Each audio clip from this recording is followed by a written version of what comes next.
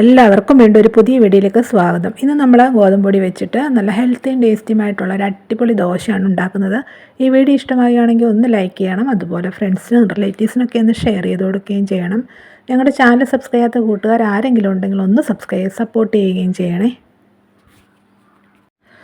പിന്നെ ആ ബെല്ലൈക്കൺ ഒന്ന് എനേബിൾ ചെയ്യാനും വീഡിയോ ഒന്ന് ഹൈപ്പ് ചെയ്ത് സപ്പോർട്ട് ചെയ്യാനും മറക്കരുതേ.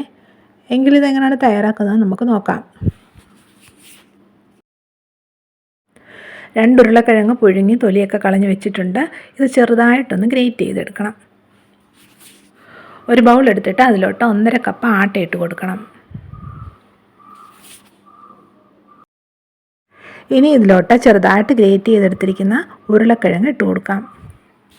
ഇനി ഇതിലോട്ട് 1/2 ടീസ്പൂൺ മുളക് പൊടിയും 1/4 ടീസ്പൂൺ മഞ്ഞൾപ്പൊടിയും 1/4 ടീസ്പൂൺ മല്ലിപ്പൊടിയും 1/4 ടീസ്പൂൺ ഗരം മസാല പൗഡറും പിന്നെ ഒരു 1/2 ടീസ്പൂൺ ജീരകവും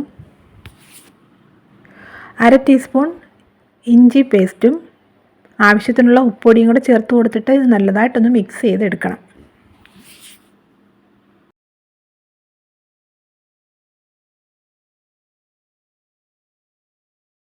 ഇനി ഇതിലോട്ട് വെള്ളം ഒഴിച്ചു കൊടുക്കണം. നമ്മൾ ആട്ട അളന്നെടുത്ത കപ്പുണ്ടല്ലോ, അതേ കപ്പിൽ 1.5 കപ്പ് വെള്ളം നമുക്ക് ആദ്യം ഒന്ന് ഒഴിച്ചു കൊടുത്തിട്ട് ഇത് നല്ലതായിട്ടൊന്ന് മിക്സ് ചെയ്യാം.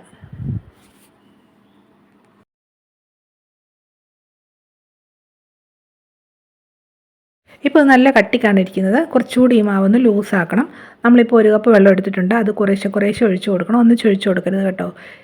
1 കപ്പ് വെള്ളത്തിൻ്റെ ആവശ്യമില്ല. അതുകൊണ്ട് കുറേശ്ശെ ഒഴിച്ചു കൊടുത്തിട്ട് മാവിൻ്റെ കൺസിസ്റ്റൻസി ഒന്ന് നോക്കണം കേട്ടോ.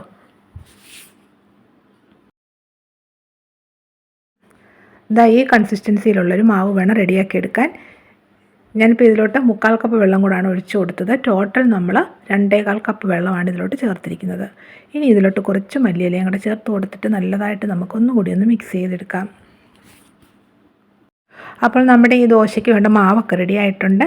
ഇനി ഇത് നമുക്ക് ദോശക്കല്ലിലോട്ട് ഒഴിച്ചു കൊടുത്തൊന്ന് ചുട്ടെടുക്കാം. ഒരു നോൺ സ്റ്റിക്കിൻ്റെ പാനാണ് എടുത്തിരിക്കുന്നത്. ഇതിലോട്ട് സ്വല്പം എണ്ണ ഞാനൊന്ന് ബ്രഷ് ചെയ്ത് കൊടുക്കുന്നുണ്ട്. അധികമുള്ള എണ്ണ ഒരു ടിഷ്യൂ പേപ്പർ ഉപയോഗിച്ചിട്ട് ഒന്ന് തുടച്ച് മാറ്റാം. ഇനി ഇതിലോട്ട് ഒരു തവി മാവ് ഒഴിച്ച് കൊടുത്തിട്ട് കട്ടി കുറച്ച് നമുക്കൊന്ന് പരത്തി കൊടുക്കാം.